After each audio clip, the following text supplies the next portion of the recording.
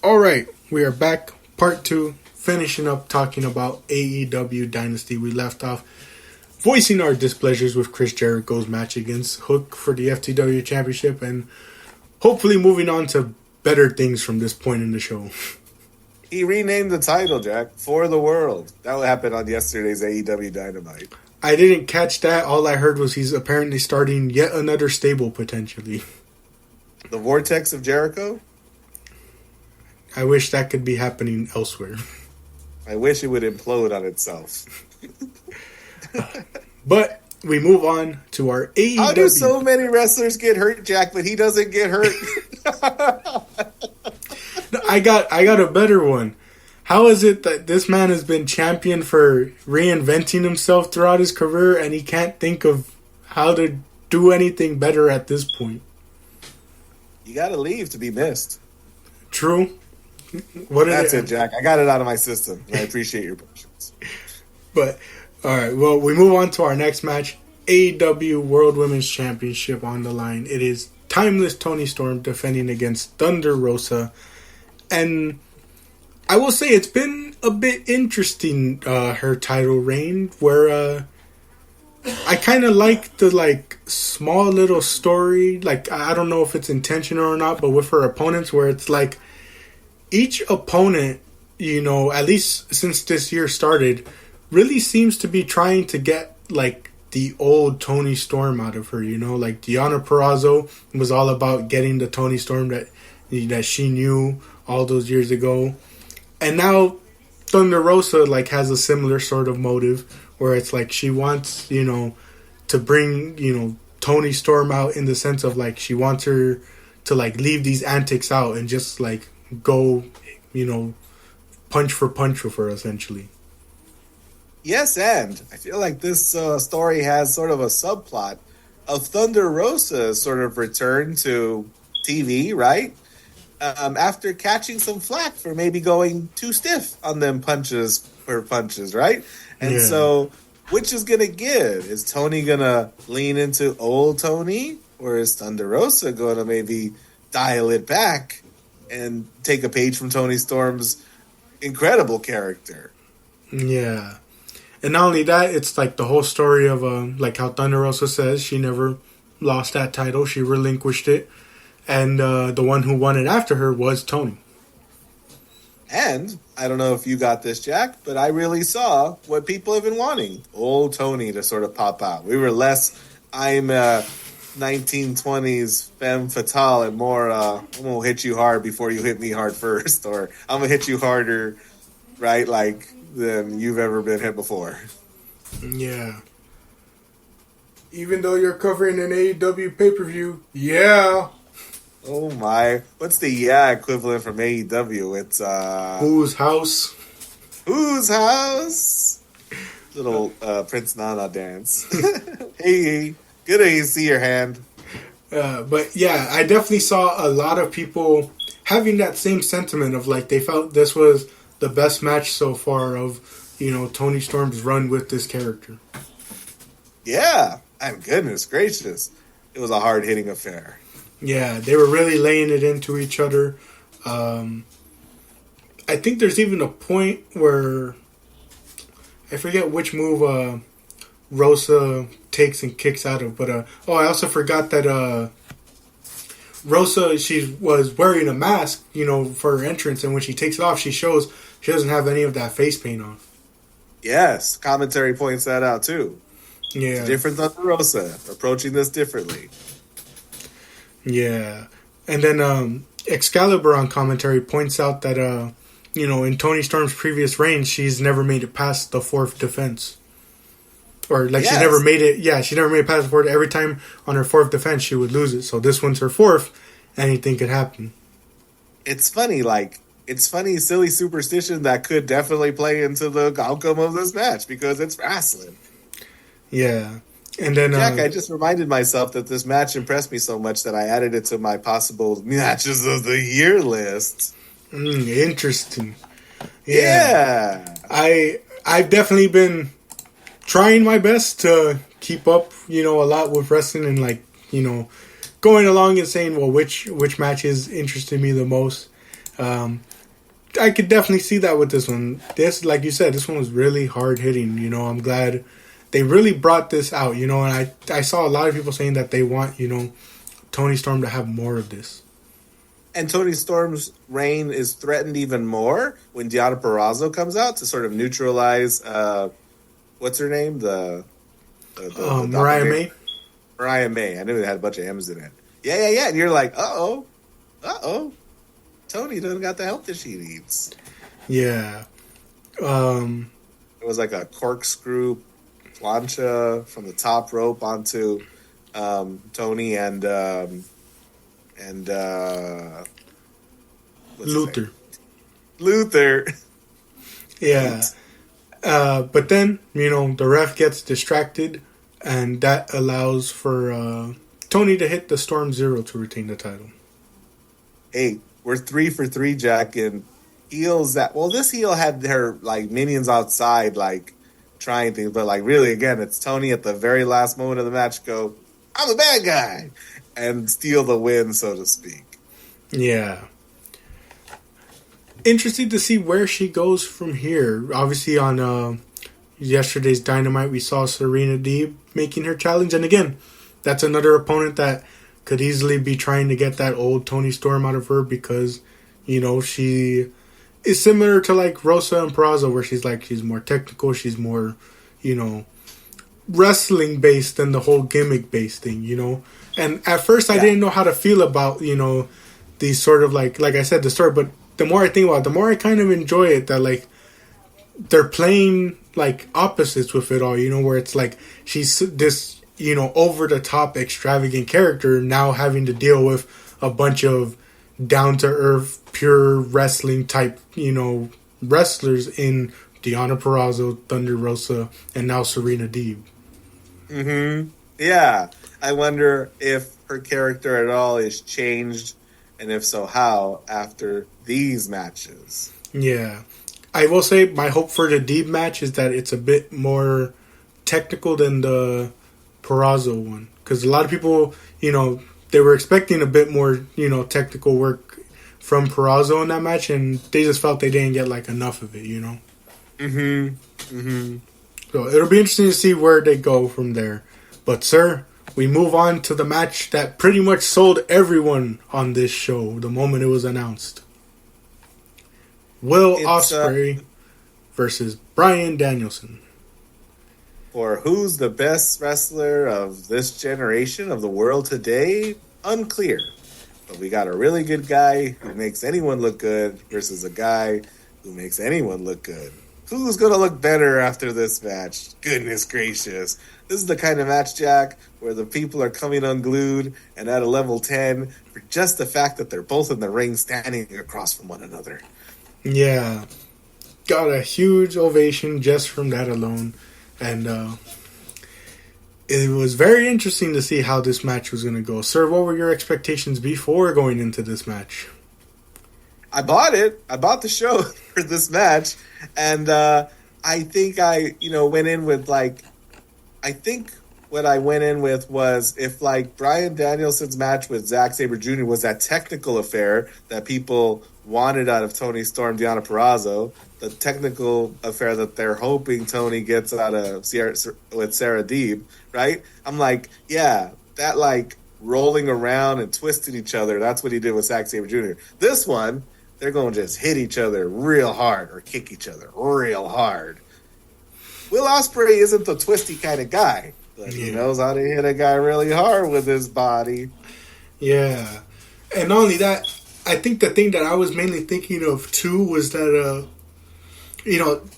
Danielson, especially now in his later years, he really knows how to, take a lot of these different wrestlers who, do a ton of stuff like Ospreay and get them to sort of, in a sense, sit down and realize, hey, let's do this and this for this particular reason, contributing to the story we're trying to tell with this match, So that's something I was thinking too. That was something I was thinking too. I was like, I wonder, how's he going to go off Ospreay? Because Ospreay goes 1,000 miles a minute, So I was interested to see how this was going to go, sir. What were your thoughts on this match? I think what I hear you saying is Will Ospreay is like a crazy good artist who can render fantastic people. But what Bryan Danielson says is, hey, we're going to make a comic book out of these people, right? Like, we're going to put these things together in a way that people can read and enjoy and, you know, and remember. Yeah. You know what I love about more than the moves they hit are the moves they miss, you know? The hidden blade that doesn't connect or the Psycho knee that almost gets them, right? Yeah. Goodness.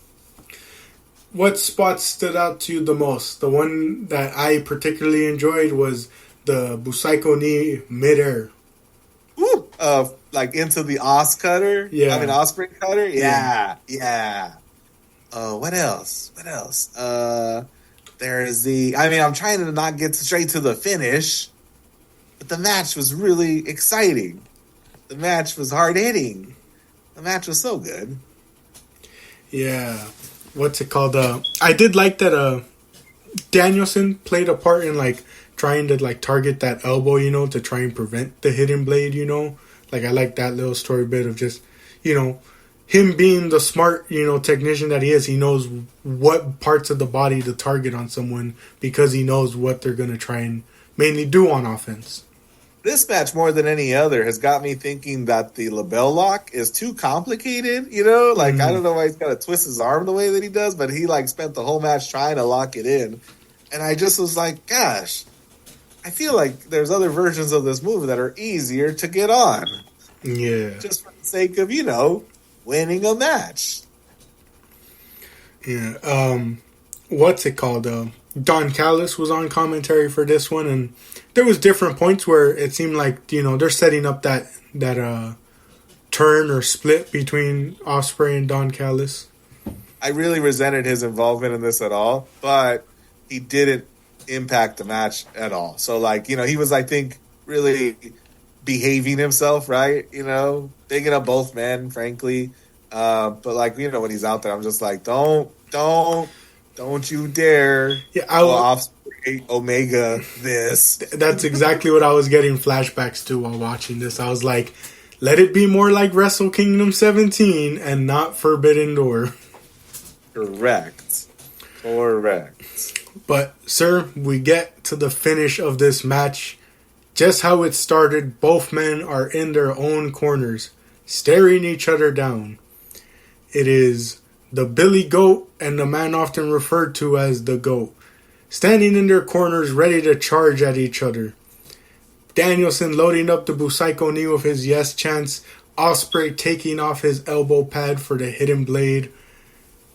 And I do like this spot because I didn't think about it until someone brought it up, and like I had forgotten it in the moment when it happened, but people were saying that Danielson was talking a lot about Ospreay's speed. I mentioned, you know, Ospreay goes 1,000 miles a minute. He takes a risk here after this entire match. He takes a risk to try and see if he can get his move off before Ospreay. Does not happen because Ospreay gets that hidden blade in before he can land that Busaiko knee. And in true New Japan fashion, he doesn't pin him there. He's going to hit him with at least two other moves before he makes the pin. He goes for that Tiger Driver, Jack. Tiger Driver 90, whatever. And after he hits it, and he's so hyped and excited, he's turned his back on Bryan and the referees, getting that St. Louis crowd all behind him. Danielson don't look good. Danielson is twitching and grabbing his neck and waving for the ref, and the ref's calling for somebody, a doctor, somebody. And Will Ospreay hits him with another hidden blade. Wentz goes boom, and we get a 3 count, Jack, clean. Oh, clean, except for that stuff about the doctor and the neck and the stuff. What'd you think, Jack? Especially after you told me about that thing that happened at Ring of Honor. Oh, yeah. So, at this point, this is gonna sound really bad, but as a Bryan Danielson fan, I treat him as the boy who cries wolf at this point, because he's done this before. He literally faked a seizure in the ring one time. So at this point, anytime something happens to him in that ring, I'm just like, it's a part of a storyline. He could get seriously injured in there, and I wouldn't know because the entire time I'd be like, oh, it's just part of a storyline because he does this so often. It's like I'm with you, Jack. Like, I'm not at all convinced this is like real, especially since that Tiger Driver, Jack. I'm not a wrestler, Jack. I'm not an expert. But when he took that Tiger Driver, that looked like the safest Tiger Driver I'd ever seen in my life. Like, he flipped so fast and so far that he took it all like on his back. He wasn't even on his neck. He took it like on his shoulder blades, neck, cranked in a way that everything was protected. I thought they overcorrected, and it kind of dampened the match for me. Yeah, if it had looked like Omega's last year at Forbidden Door, then like I could believe the angle maybe a bit more, Oh, Omega was like 2 inches shorter after the move, Like, this guy was pretty much flat on his back. Yeah. Doing, the oh no voice on commentary and Will Ospreay on the press conference saying, I'm going to retire that move. It's so bad. I'm like, you know what that does for me, Jack? If he retires the move, it's just going to make it better when he hits it again. Yeah. He's a real big bad guy, ready to break some necks. So that really dampened the whole thing. The finish and its effect on my impression of a match. I'm like, dang, I wish he had gotten up and been like, shake hands, Eddie Kingston at World's End status. Yeah. I will admit, it was kind of like, I don't know, like I said, I know Danielson, so it's like, I already know it. I was like, it's an angle, like, it wasn't enough to convince me as much as what happened at the Ring of Honor show that I told you about, where I was just like, that fully convinced me because they did a better job of playing it up, like this one, especially with how quick it was. Like, if this was real, the ref is in no way allowing Ospreay to even get anywhere close for that second hidden blade. And that's it, Jack, too. The second hidden blade almost makes it up for me. The fact that the story is he hurt him, and then if it stopped the match, Jack, if it was a no contest, I'd be Jericho upset. I'd be Jericho FTW champion upset. And like, if I don't like, there's a lot of things that would have made it worse, but we get some points back because he goes in hard on the second hidden blade. Yeah. Oh man.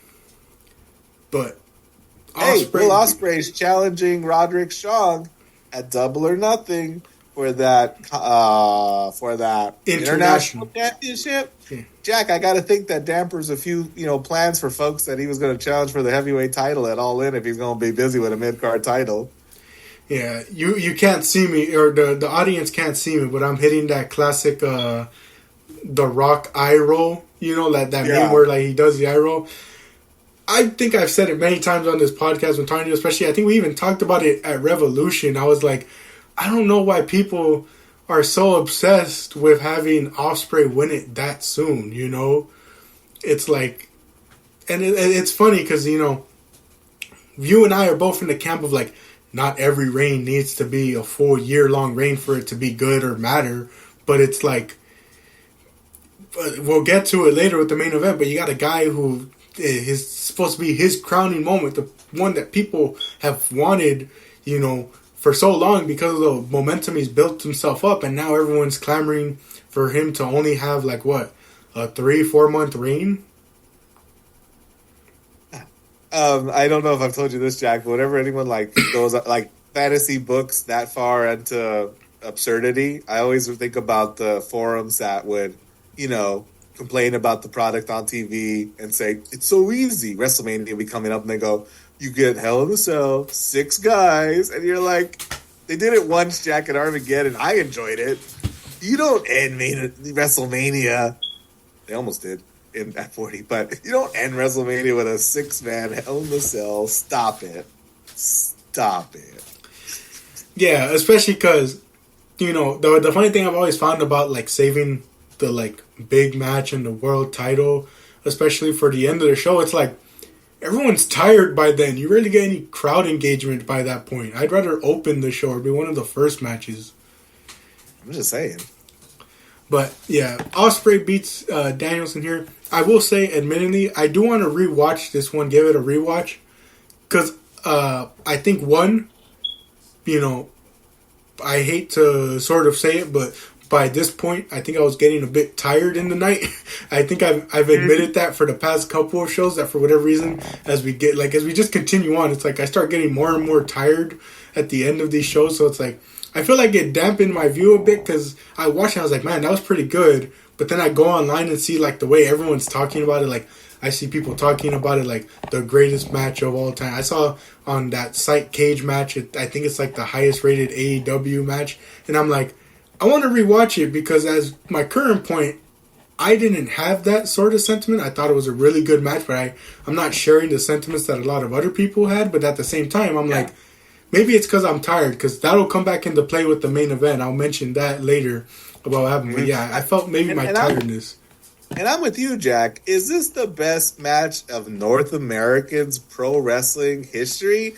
I don't know. And I say that with like the mind, I mean, with in mind his match with Konosuke Takeshita just a month ago, right? Like, I'm really curious, after you give it the second watch, which you thought was better, Konosuke or Bryan Danielson, right? Like, you know, I don't know what people are weighing when they consider all of the matches you've ever seen. You know what I mean? Yeah. And really, that spot at the end with the neck, it really, I think, brings it down a few notches. Yeah, I thought that people were kind of overhyping it, like, you know, recency bias, and like just the like honeymoon phase of having watched it. I think when the dust settles, you know, we've seen better matches. Yeah, it'll still be highly rated, but not as much as it's being right now, you know? Yeah. And again, that's just our personal opinion. Because like I said, on first watch, that's like my opinion. You know, hey, maybe when I watch it more, things might change, you know?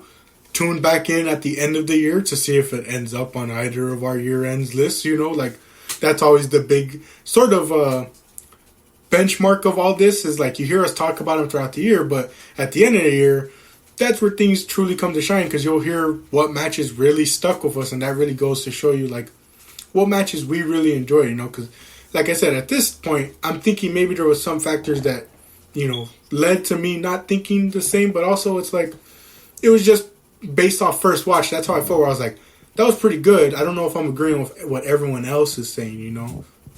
Yeah, like, and then there's like, I think something I was really, like, I couldn't stop thinking about was, you know, Ospreay matches.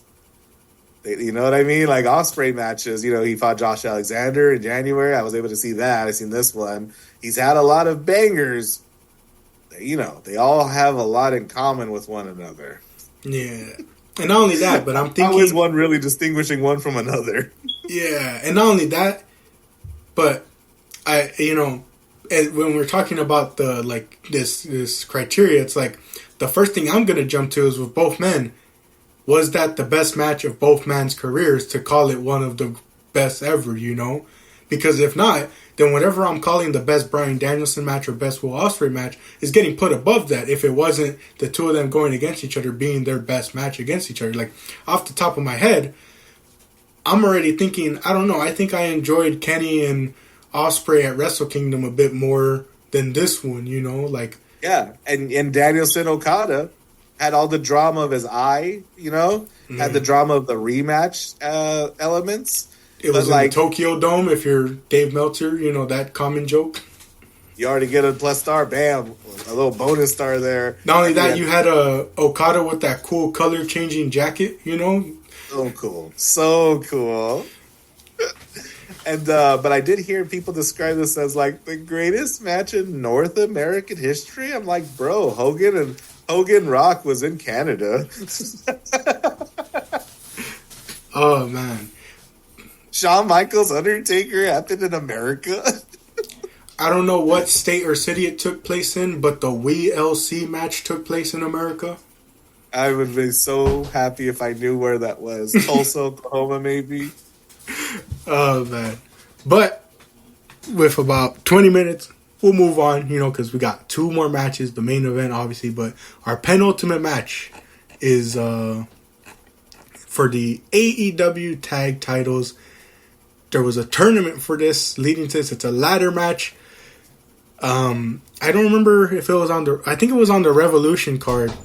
And I want to go back and listen to it, because if I predict this, I'm going to hate myself for putting it out there into the world. But I'm pretty sure I said, oh yeah, we're going to have this tournament to crown new AEW Tag Team Championships. And oh wait, it's going to be FTR versus the Young Bucks again, isn't it? I bet you did! Oh my. That was after Sting and Darby Allin relinquished the titles. Yeah, and funny enough, sir, I think it was on the last episode, or maybe it was off the record, so like the audience didn't hear. But I remember bringing up the joke to you about Roger from the American Dad, where it's like he's talking about clowns, and he's like, "Oh, it's gonna be Roger." I think that's the same sentiment I had here. I was like, "Oh, look at this tournament with all these different tag teams. You got young up and coming tag teams, and it's gonna be FTR versus the Young Bucks again, isn't it?" Yeah, and Roger is like, "It might be," and it ends up being him. This Jack, just like the women's TBS Championship match, and just like the Roderick Strong match, this is another match where whatever we did, we're just waiting for the thing that happens at the end. Yeah. Now, they do quite a lot, to try and keep people invested throughout. Like, there's that power driver on the ladders that almost goes terrible when the ladder, like, slips, like, midway through taking the move. Yeah. There's that 450 splash through a table. What else was there? Dash. He dives outside, misses Nick Jackson entirely. I think straight into a table. Yeah, there's the moonsault off of the bridge ladder. One of the Young Bucks gets their shoe taken off, which is apparently like a throwback to the first match in 2020. Lol. Yeah. Dax is all busted up and bleeding. Yeah. At some point, I forget what happens, but there's the EVP trigger to Cash, who's like stuck in the ladder. You question how much that really hurts him compared to the Young Bucks, going knee first into a ladder. Yeah, At some point, the crowd started chanting, "Please be careful." I love that. That's like when they come up with a new chant. I'm so impressed with people's ability to come together like that. Yeah, "Please be careful" is so good. It's not piped in. You know what I mean? It's not fake. It's organic in the truest sense of the word. Yeah, especially because after years, it's like the crowd sort of become accustomed to certain chants. If a match is going really well, you usually chant, "This is awesome," or "Fight forever," or, different counts that, have become customary at this point.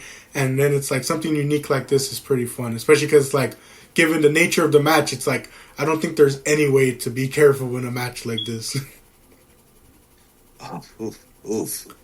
Yeah. And then we get to the end, right, where bodies all over the floor.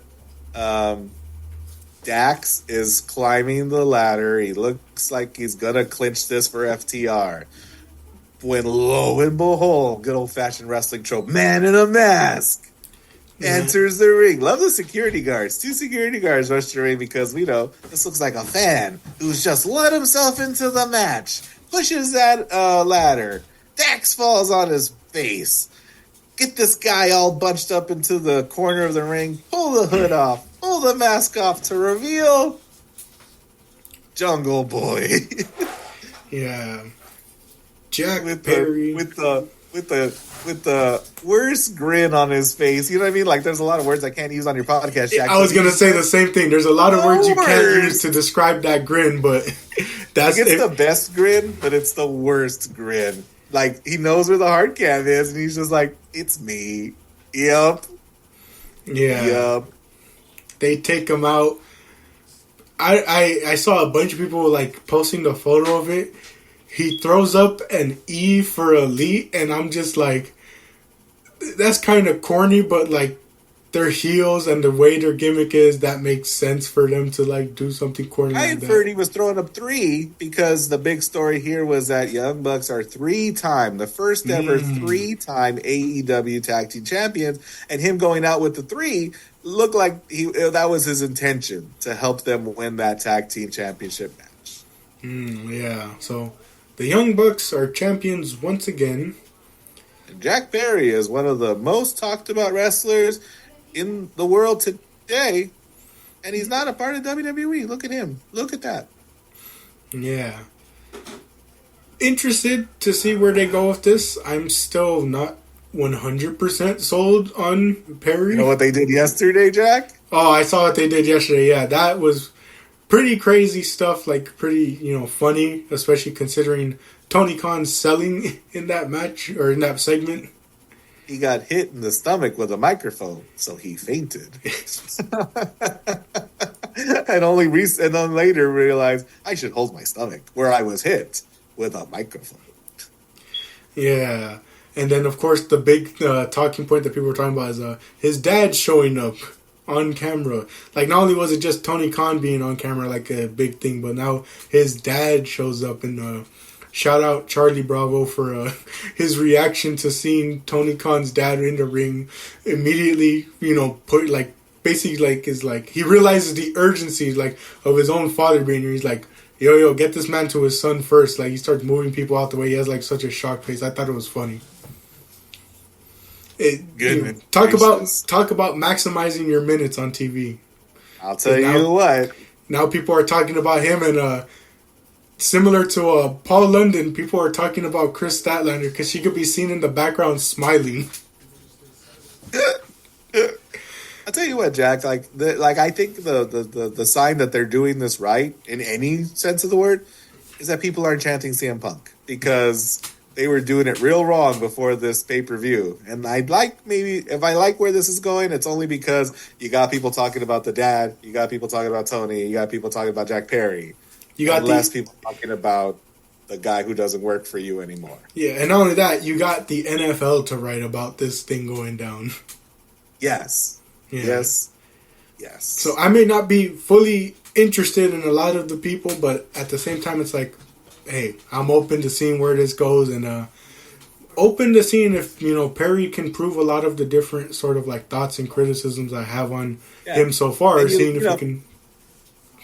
Hard for me to have any ill feelings about like Young Bucks on top, hands raised next to who? Jack Perry and Okada. Yeah. I'm like, hey, this can do a lot of good for a lot of people. Are you taking notes, Chris Jericho?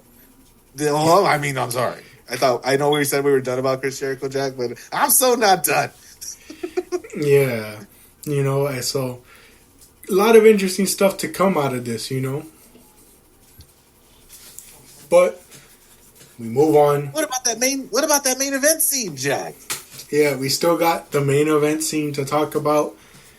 Main event. Samoa Joe, AEW World Champion, defending against Swerve Strickland. Black Panther, Swerve Strickland. Yeah. And not only that, he came out, I saw apparently online, he came out in the same coat, I forget his name, guy from Ring of Honor. And I think someone else might have worn it, I forget, I don't know. I just saw, people posting that there was like some significance to that jacket that he also wore that Prince Nana put on him. I think maybe Prince Nana managed that guy too? I believe so. I can't say my memory is the best when it comes to a lot of Ring of Honor stuff, because I have watched a lot of old Ring of Honor, but like memory's not fully there. I believe Jimmy Rave is the name. I don't know if Nana I have a feeling, I can't say for sure to the audience who knows. Apologies if we're getting anything wrong, but I just saw people talking about that as well. But yeah, I'm looking it up now, Jack, if you want to banter about the match. Yeah, okay. Well, before we get into the match, I'll mention the point that I had mentioned with the Ospreay-Danielson match. So after the Young Bucks match finished, I was sort of like sitting there, laying there, watching this. And, because I'm not watching along with anyone else, I'm kind of feeling tired at this point. And so I'm saying to myself, I'm like, do I want to try and push through? Because I already kind of found myself being quite tired during the ladder match. I was like, do I want to try and push through? What do I want to do here? I said, you know what? I'm just going to turn it off now. I'm going to either try and go to bed, or because it was still quite early, likely fall asleep and end up waking up later, like around maybe like 12 or 1, because it wasn't just quite time to go like fully to bed yet. So I was like, I'm just going to go take whatever it's going to be, either a nap or I wake up the next day. Whenever I wake up, I'm going to stay off my phone. The first thing I'm going to do when I wake up is go straight to my computer, put the final match back on, and watch it without any spoilers, because another thing I allude to, this is a big match. This could be Swerve's crowning moment. I don't want spoilers to ruin it, and I don't want something like my tiredness to ruin it, Jack, I'm on the edge of my seat. Were you able to watch this match without it being spoiled for you? Surprisingly, I was. I had enough, what's the word? I'm blanking on the word, but I had enough restraint to keep off my phone, because I ended up waking up later. I didn't end up falling fully asleep. I think I woke up like around 11:30, 12. So yeah, I woke up, went straight onto my laptop, got the match up, and watched it in full, because I was like, I'm not even going to check. I didn't even check the notifications on my phone, because I didn't even want to take the chance that someone like Ricardo messaged me about Swerve being champion, Yeah, or worse, like AEW Shop sends you an email going, hey, let's all talk about what happened last night. You know what Cultaholic YouTube channel I'm going to bury right now did? They go, on Saturday morning, they go, John Moxley won a title last night. I go, I'm going to come after you all. I'm going to fly to the UK to get you all. They think they're being helpful by going, John Moxley won a title. We'll talk about that in a little bit. You're like, I hate you so much. Jimmy Rave. That's who we're shouting out with this ring jacket. Yeah, there we go. Yeah. What'd you think of the match, Jack? I thought it was pretty good. I thought it was a good match. I was a bit, what's the word I want to use? It felt kind of like there was a bit lacking of a story at times, a sort of like straight sort of like focus for this match a lot, Yeah, and I think I know where that comes from, because, I watched it too. You just saw Danielson and Ospreay tear the house down, right? And it's been a good show. And this match, right, like, it's got something to accomplish. And I think, Jack, you and I felt something missing, because Swerve's fighting babyface. Like, I think we'll talk about it post-match, right? I think he loses a lot of edge, not to coin Adam Copeland. But I think, there's something missing in his offense in this particular character. Yeah, and it's something I think I even mentioned back at Revolution when they had the triple threat with Hangman, where I was like, a lot of people want Swerve to be face because, he's over. They're cheering for him despite being a heel. But people forget that once he's not heel, he's going to lose a lot of what made people invest in him. That killer instinct to bloody Nick Wayne, to, fight against Darby Allin, to... Yeah, the guy who resented that he had to fight Dustin Rhodes, as a makeup opponent, right? He was like, "Is this all you got? Is that like what you think of me?" Right? Like, there was a lot of there was a lot of bite to everything he said and everything he did. That isn't here. Samoa Joe's the one that comes in, with all the pain and with all the hurt, right? Like, this guy, Samoa Joe's the beast. Yeah. So like I said, I thought it was good, but like how you're alluding to, there was just something missing, I also don't like his... I thought it was interesting we ended this on a double stomp from the top rope when, the last call kick always looks so much better.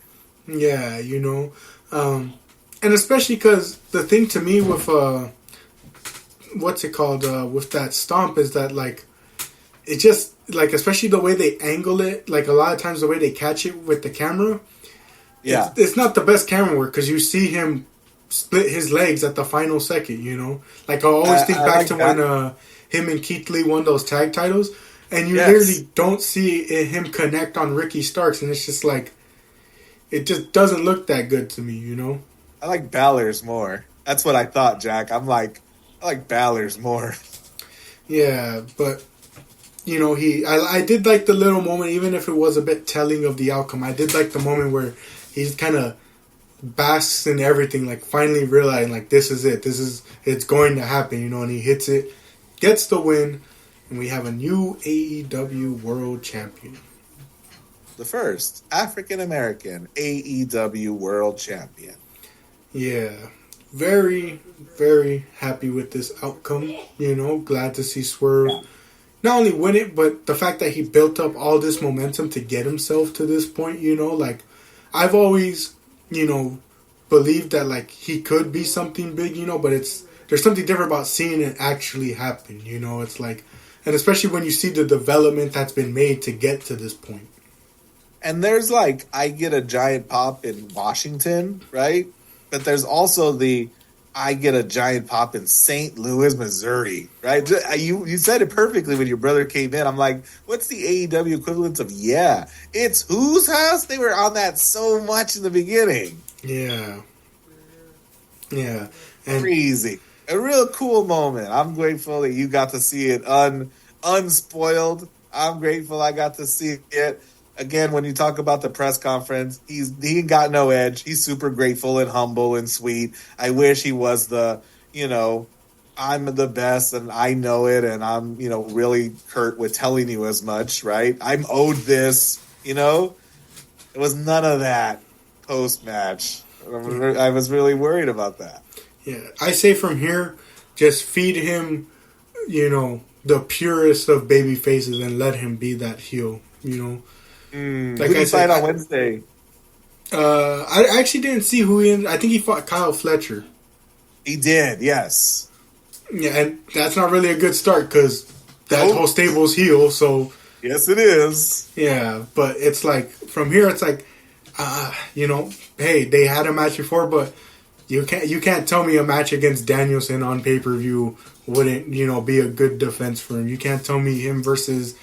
I'm trying to think of like more baby faces that they have on that roster, but it's like, you know, it's like I still firmly believe that like you can keep the crowd invested in him like this, but let him be heel, you know, until he loses his title to Will Ospreay at All In London when they do title for title, international title versus AEW title, and we got another double champion after having just gotten rid of the last one, bruv. I saw someone propose that he wins the international title, holds it all the way, competes in the Continental Classic, and then beats whoever and unifies those two titles so that they could just have one Intercontinental title. He's not going to combine anything. They want another triple crown like Eddie Kingston did that one time, bruv. How many minutes we got? 1:50. I enjoyed the show, Jack, and I enjoyed talking to you. Yeah, I enjoyed the show as well. I look forward to whatever happens at Double or Nothing, but I also hold my breath after last year's Double or Nothing because that was a rough one that I regret spending my money on, and that's what caused me to, you know, I won't say it on the record, but that's what caused me to be a bit more reluctant to pay for some of these AEW shows. You WWE Mark. Yeah, after WrestleMania and how much good we had to say, people are going to start saying we switched sides. Sure. Just like how all the Stardom fans are gonna say I switched sides on Stardom now that a bunch of the talent or like some of the talent left. Ever since New Japan bought Bushi Road. Oh man, but I agree with you, sir. Was a pretty great show. From here, as I mentioned at the start of part 1, we got Backlash coming up sometime soon. That should be fun because it's not taking place in America, which means hopefully the crowd is more energetic. Yeah, 2 Georgia boys going at it in France.